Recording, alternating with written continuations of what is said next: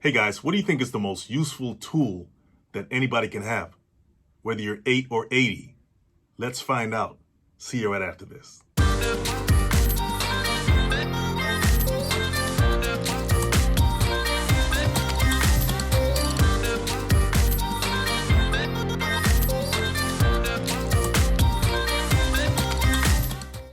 So what's the most important tool anybody can have? Oh, I know, it's gotta be this, right? This is a mini pipe bender. Let's see how it works.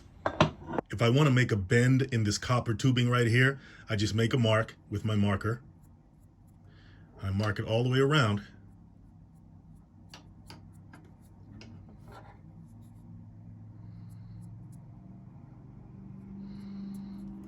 Then I take my tube bender and I line up the zeros. That zero and this zero. I line them up like that. Okay? Then I take my tubing, I stick it through, and I line up my mark with the L, okay, because I want a left-handed bend. And then I just pull this lever down until that zero reaches the 90-degree mark, because I want a 90-degree bend, or I may want a 45-degree bend. Let's go for 45.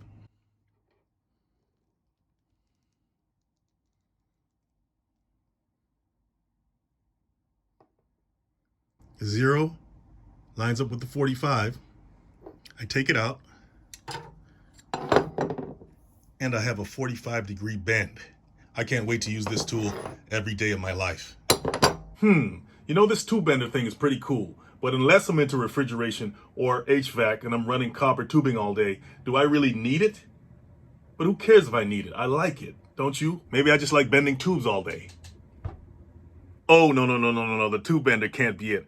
I know what it is. It's a wire stripper. Do you know how much fun you can have stripping wire? So this is 14 gauge solid wire, and I need to strip it. Okay, let's see how much I need. All right, that should do it. See, great thing about the wire stripper, it's also a wire cutter. See that area right there? That's the area that you place your wire into to cut it. Those are some really sharp blades right there. So let's go ahead and cut it. Remember, we're cutting solid wire, not stranded. So it's going to be a little harder to cut. But just like butter, snip, snip. So now we have to strip it. Remember, this is solid wire. It's not stranded, okay? And when I say stranded, I'm talking about small strands of wire all tied together to make one wire. No, that's not it. It's a solid piece of copper in there, solid conductor in there, okay? So we have to look at our wire stripper to see what's solid and what's stranded as far as the slots to put it in. So if I close my wire stripper, it creates these holes right here, just like that. But if we flip it over, we're gonna see the word solid right here and stranded right here. STRND, that stands for stranded. We don't wanna use the stranded slot, right? We wanna use the solid slot. And all these numbers on the side here represent the size of wire gauge. So we have 14 gauge, right? But you have 8 gauge, 10 gauge, 12 gauge, 14 gauge, and so on, all the way up. And remember, the lower the number, the larger the gauge. So we have 8 gauge here. Look how big that hole is. So we want 14 gauge solid wire. That's this right here. So we want to put our wire in there.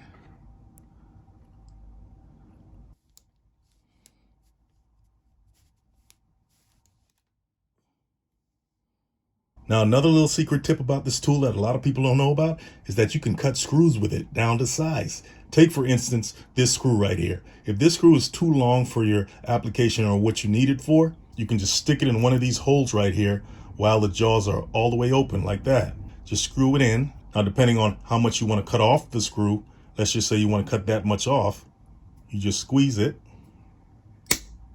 You got the size you need. You know what? I really like this tool, but unless I'm an electrician and I'm stripping and cutting and pulling wire all day, am I really gonna need this? Who cares if I need it? I like it. Okay. I got it. It's not the wire cutter. I like the wire cutter and all, but you know what I like even better? This right here. A PVC pipe cutter. Watch how it slices through this 1-inch PVC like it's butter.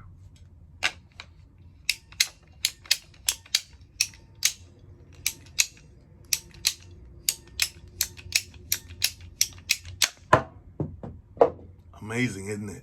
So it's a ratcheting system, okay? So in order to bring the blade back, you have to pull this button right here back. So this is 1/2-inch PVC, so it should take half the time, right?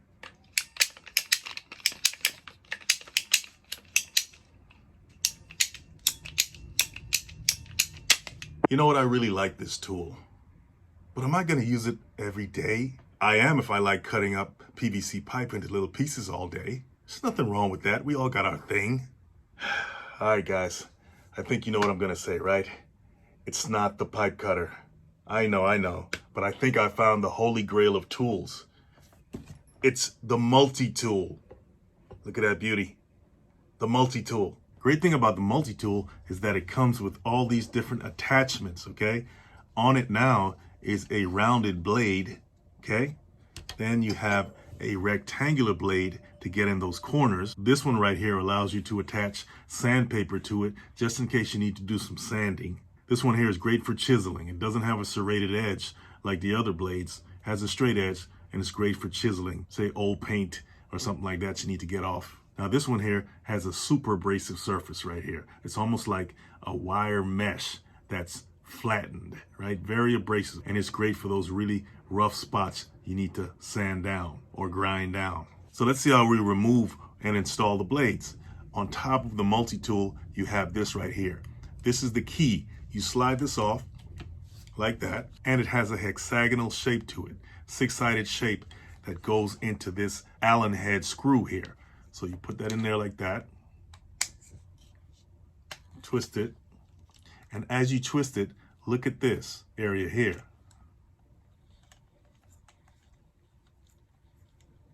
Okay, it opens up and allows you to take the blade off like that, okay? And then you can put whatever other blades you want to onto it. Simple. So let's go ahead and stick this one back on. If you notice, you see the little openings around this U-shaped area, okay? That's because inside here are little notches that these openings have to slide onto. So you gotta make sure you put it in, feel around to make sure that those holes are locked onto the notches. It's best to hold it this way so it won't fall out. Then you take your key and then tighten it back up. Slide your key back on the top and you're good to go. So we got some screws sticking out of this wood right here. Let's see if we can cut those off with the MultiTool.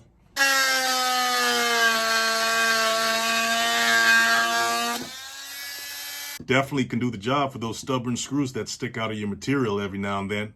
Cuts it right off of there. You would have thought I learned my lesson by now, right? But I didn't. I jumped the gun on the MultiTool. That's not the most important tool for the average person.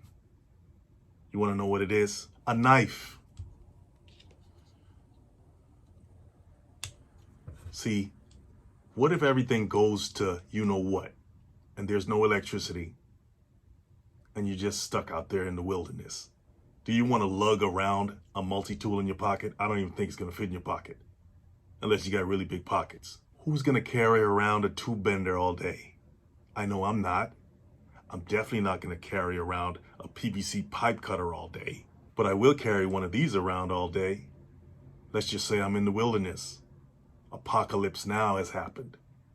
I can use a knife, a really good knife. It doesn't have to be this one, but a knife of sorts to cut the wood to make a shelter. I could use it to cut up my food. I can use it to defend myself just in case something happens. This is the most versatile tool around. And if you think of most tools that we use anyway, whether it's a miter saw, whether it's any kind of saw, cutting tools, they're all just variations of a knife. So if it happens where we have to go back to basics, you want a good knife, a good pocket tool. Matter of fact, this one right here is a really good one because not only does it have a knife, it has a crescent wrench on it, has a flashlight on it, has a screwdriver on it. Where's the screwdriver? Let me show you. Flip that up like that, and it has 3 screwdriver tips. Take out the tip, put it in this hole right here on the crescent wrench, and you got a screwdriver. You got 2 Phillips and a flathead. Oh yeah, did I mention the crescent wrench? The ultimate multi-tool. If you're interested in this tool, links in the description. If you learned something from the video, hit the like and subscribe button, and I'll see you in the next one.